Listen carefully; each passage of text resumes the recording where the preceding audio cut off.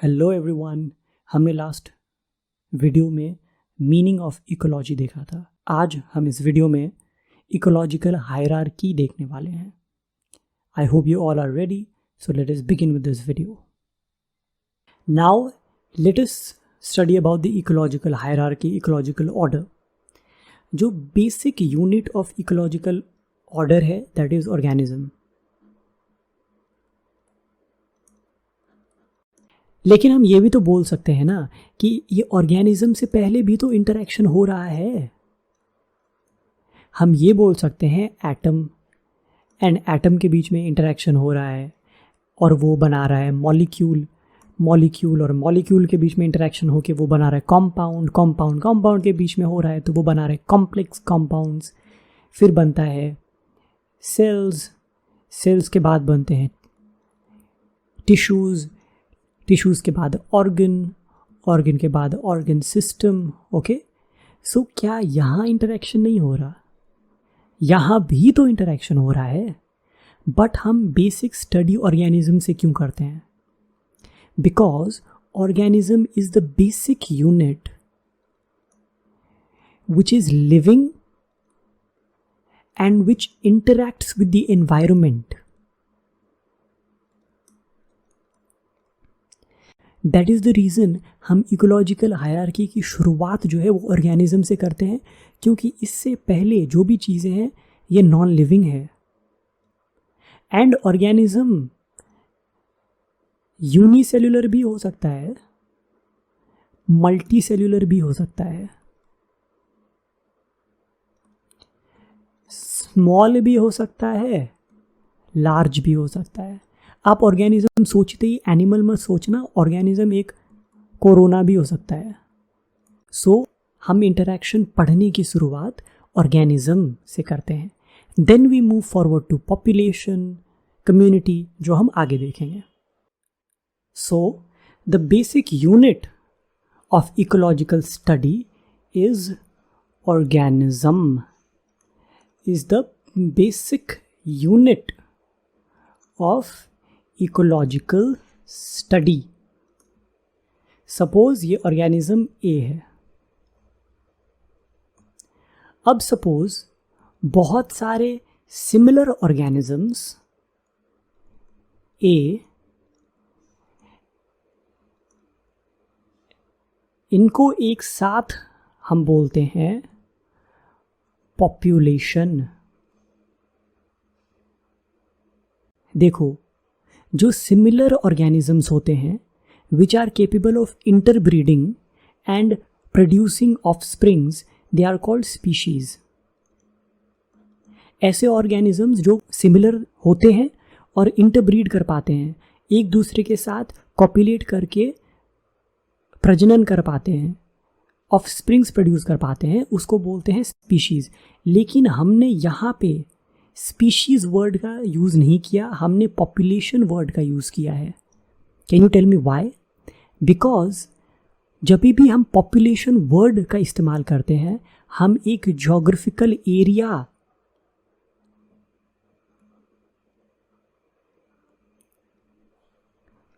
को इंडिकेट करते हैं। So when we are talking about a population, we are also indicating a specific geographical area. So the first level of ecological study is the organism. बहुत सारे similar organisms in a specific geographical area is called population. जैसे हम population of India, population of any state बोलते हैं, हम कभी भी random population नहीं बोलते, because population एक specific geographical area का ही होगा obviously. The third is अगर बहुत सारे different species, suppose species A, species B, species C, species D, ये सारे अगर मिल के एक स्पेसिफिक जोग्राफिकल एरिया में आ जाएं, इसको बोलते हैं हम community. In general with respect to biology, जब भी हम कम्युनिटी की बात करते हैं तो हमारे दिमाग में आना चाहिए plant plus animal plus microbes. लेकिन एक कम्युनिटी सिर्फ और सिर्फ एनिमल्स की भी हो सकती है, सपोज एक स्पीशीज ऑफ एनिमल ए है, बी स्पीशीज है, सी स्पीशीज, एंड सारे के सारे एनिमल हैं, so this will be called the animal community. Okay, अगर किसी भी एरिया में प्लांट्स हैं, plant A, plant B, plant C, इसको टुगेदर मिला के एक जोग्राफिकल एरिया में, this will be called as plant community. ऐसे ही अगर माइक्रोब्स है, microbe species A, species B, species C, इसको एक स्पेसिफिक एरिया में, if they are present in a specific area, इसको बोलते हैं हम माइक्रोबियल कम्युनिटी. ओके, सो एक कम्युनिटी सिर्फ और सिर्फ माइक्रोब्स की भी हो सकती है, सिर्फ और सिर्फ प्लांट्स की भी हो सकती है, सिर्फ और सिर्फ एनिमल्स की भी हो सकती है. लेकिन अगर एक जनरल वर्ड सिर्फ और सिर्फ कम्युनिटी दिया हो तो हम प्लांट, एनिमल, माइक्रोब्स तीनों को साथ में लेके चलेंगे.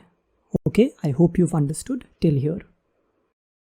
कम्युनिटी के बाद आता है ecosystem. A community or a group of living organisms that live and interact with each other in a specific environment is called ecosystem. मतलब बहुत सारे बायोटिक कंपोनेंट्स अपने एबायोटिक कंपोनेंट्स के साथ इंटरैक्ट कर रहे हों एक स्पेसिफिक एरिया में, उसको हम इकोसिस्टम बोलते हैं. इकोसिस्टम का एक एग्जाम्पल हम लेते हैं, drop of water. Is a drop of water ecosystem? Yes, because इसमें माइक्रोब्स होते हैं interacting with it surrounding water. ये एक इकोसिस्टम है. A drop of water is a ecosystem. Okay, now let us take an example of a pond. एक pond है, यहाँ plants हैं, animals है and microbes है, light है, temperature है, soil है, air है. ये सारे एक दूसरे के साथ इंटरैक्ट कर रहे हैं. जैसे हमने फॉरेस्ट के केस में देखा था, वैसे ही यहाँ भी इंटरैक्शन हो रहा है. जस्ट दैट यहाँ पे प्लांट पे फाइटोप्लैंक्टॉन्स हैं which are the producers in the pond. Okay, यहाँ पे भी इंटरैक्शन होता है. सो इसको भी हम एक इकोसिस्टम बोलेंगे. Now let us see this. 3 ecosystem है, forest, pond and grassland.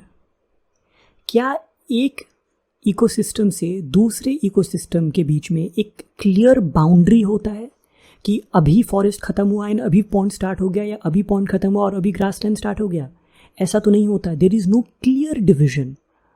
Okay, there is always a transitionary zone, और उस ट्रांजिशनरी जोन को हम बोलते हैं ecotone.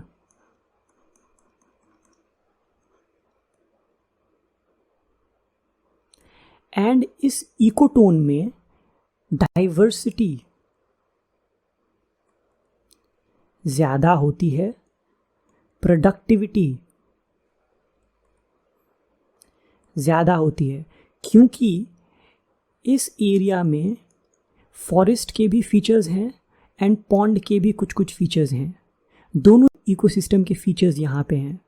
So that is the reason ecotone में, जो कि एक ट्रांजिशनरी जोन होता है बिटवीन 2 इकोसिस्टम्स, डाइवर्सिटी भी ज़्यादा होती है, प्रोडक्टिविटी भी. बट क्या इकोटोन एक इकोसिस्टम है in itself? Yes. Why? Because इस इकोटोन में भी बायोटिक कंपोनेंट्स होंगे और एबायोटिक कंपोनेंट्स होंगे जो एक दूसरे के साथ इंटरैक्ट कर रहे होंगे. हम इसके बारे में और भी आगे पढ़ेंगे, इकोटोन के बारे में. अभी के लिए इतना ही. लेट अस सी वन मोर थिंग. सपोज ये फॉरेस्ट है, पॉन्ड है और ग्रासलैंड है. यहाँ पे भी प्लांट, एनिमल, माइक्रोब्स हैं. फॉरेस्ट में भी, पॉन्ड में भी plant, animal, microbes, and grassland में भी प्लांट एनिमल माइक्रोब्स। लेकिन क्या यहाँ के तीनों कंपोनेंट प्लांट एनिमल माइक्रोब्स जो फॉरेस्ट में है वही पॉन्ड में है? नहीं हो सकते। या जो पॉन्ड में है वही ग्रासलैंड में होंगे प्लांट एनिमल माइक्रोब्स हैं? ये भी नहीं हो सकते। ओके, सो ये डिपेंड किस बात पे करता है। यहाँ पे प्लांट्स हैं ट्रीज, यहाँ पे प्लांट के नाम पे है फाइटोप्लैंक्टॉन्स पॉन्ड में,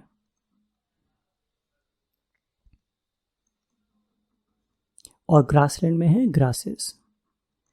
अब फॉरेस्ट में कैसे एनिमल्स आएंगे वो डिपेंड करेगा यहाँ पे प्लांट कैसे हैं। पॉन्ड में कैसे एनिमल्स आएंगे ये डिपेंड करेगा कि यहाँ पे प्लांट कैसा है, एंड ऑल्सो द एबायोटिक चीज़ें कैसी है, टेम्परेचर कैसा है, लाइट की इंटेंसिटी कैसी है, वाटर सैलाइन है या फ्रेश वाटर है।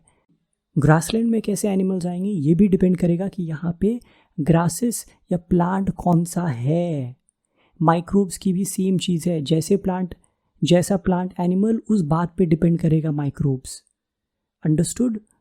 और अगर एक बैरन लैंड है तो वहाँ पे कैसे प्लांट आएंगे वो डिपेंड करेगा कि वहाँ के एबायोटिक कंपोनेंट्स क्या हैं। सपोज अगर एक बैरन रॉक पे इनिशियल हैबिटेशन होना है तो वो करेगा लाइकेन्स। ओके, और अगर कहीं वाटर है तो वहाँ पे सबसे पहले कौन आएंगे? Phytoplanktons. Example blue green algae etcetera. तो हर एक इकोसिस्टम में कौन से एबायोटिक और बायोटिक कंपोनेंट्स होंगे वो स्पेसिफिक होता है। ओके, एंड दुनिया में कोई भी इकोसिस्टम ऐसा नहीं है जिसकी एक क्लियर डिफाइंड बाउंड्री हो। हमेशा एक इकोटोन का प्रेजेंस होता है एंड ग्रेजुअल चेंज होता है। सपोज अगर हम फॉरेस्ट से पॉन्ड की तरफ जा रहे हैं, there will be a gradual change in the ecosystem and that gradual change is called the ecocline. Okay, I hope you understood till here. हर एक इकोसिस्टम में बायोटिक और एबायोटिक कंपोनेंट अलग अलग स्पेसिफिक होते हैं। Let us move forward. अभी हमने 3 वर्ड्स देखे हैं। We have seen 3 words, environment, ecosystem and ecology. अब इस तीनों को अलग अलग करके हम देख लेते हैं एक साथ, ताकि क्लैरिटी आ जाए इन तीनों में डिफरेंस क्या है या सिमिलैरिटी क्या है। एनवायरनमेंट क्या है? Everything that surrounds us is our environment. इसमें बायोटिक कंपोनेंट्स भी हैं, एबायोटिक कंपोनेंट्स भी हैं, बस that is what is environment. जो भी हमारे आसपास है वो हमारा एनवायरनमेंट है, biotic and even abiotic. Now ecosystem, जो भी हमारे आसपास बायोटिक और एबायोटिक कंपोनेंट्स हैं एंड उसका interaction, that is called ecosystem. All the living and non-living things surrounding us and the interaction between them is called ecosystem. Interaction होता है तभी तो ये फंक्शनल होता है ना। अगर बायोटिक और एबायोटिक कंपोनेंट हैं और वो इंटरैक्ट नहीं कर रहे तो क्या वो इकोसिस्टम माना जाएगा? नहीं, क्योंकि जब तक इंटरैक्शन नहीं होगा तब तक वो फंक्शनल नहीं हो पाएंगे, वो सेल्फ सस्टेनिंग नहीं हो पाएंगे, क्योंकि biotic and abiotic are interdependent and interrelated. बिना इंटरैक्शन के वो लोग नहीं रह सकते। So that is the reason ये फंक्शनल इकोसिस्टम में इंटरैक्शन है। That is the reason we call it the structural and the functional unit of ecology. अब हम इकोलॉजी देखते हैं। Ecology is the study of interaction between biotic and abiotic. Environment is the biotic and abiotic components surrounding us. Ecosystem is the biotic and abiotic components with their interaction. Ecology is study of their interaction. Study of the interaction between biotic and abiotic. And ecosystem is the structural and the functional unit, the basic unit जो functional है, because यहाँ पे interaction है, क्योंकि बिना environment के interaction के साथ हम नहीं रह सकते। हमने फर्स्ट वीडियो में भी ये बात देखी थी कि आप अपने प्रिय फ्रेंड से तो इंटरैक्ट करना बंद कर सकते हो बट एनवायरनमेंट से नहीं। ठीक है, आई hope you understood. I hope you've understood the difference between the environment, ecosystem and ecology. Ecological hierarchy में ecosystem के बाद आता है biome. Biome is a single large ecosystem. जैसे कि tropical rainforest. It is a single large ecosystem. A large desert, a large ocean is a biome. अब NCERT में एक लाइन है which says biome has regional plus local variations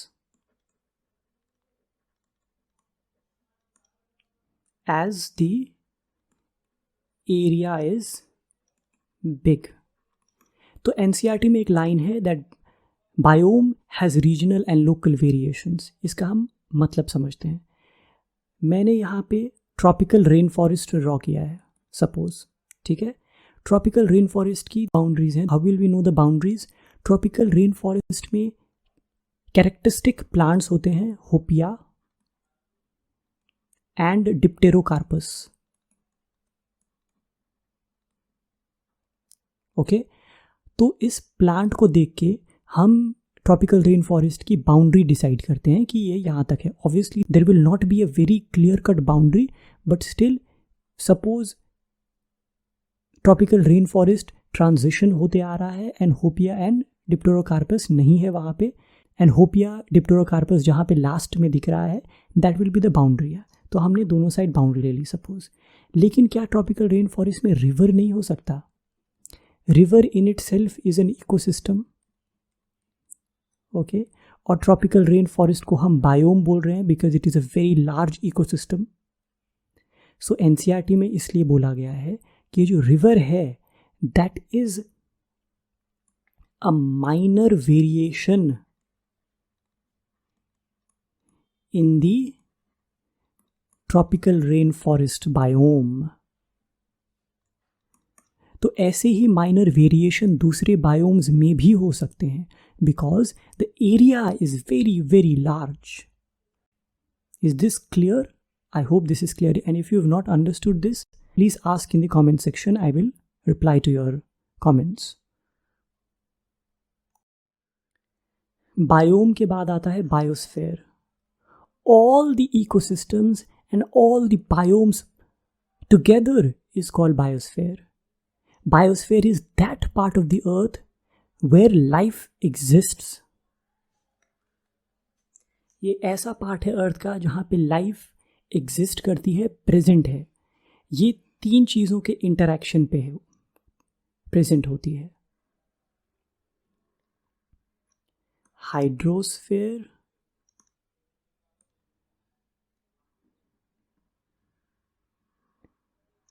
lithosphere and atmosphere. इनका जहाँ interaction होता है तीनों का, जहाँ पे तीनों इंटरैक्ट करते हैं उसको हम बोलते हैं biosphere, because that is the only place on earth where life is possible. जहाँ पे हाइड्रोस्फेयर मतलब वाटर, लिथोस्फेयर मतलब the rocky part of the earth, the outer rocky part of the earth, and the atmosphere जहाँ पे air present है and the oxygen is present. So इनके interaction, इनके junction पे बायोस्फेयर है जहाँ पे लाइफ एग्जिस्ट करता है. नाउ क्या अर्थ एक इकोसिस्टम है?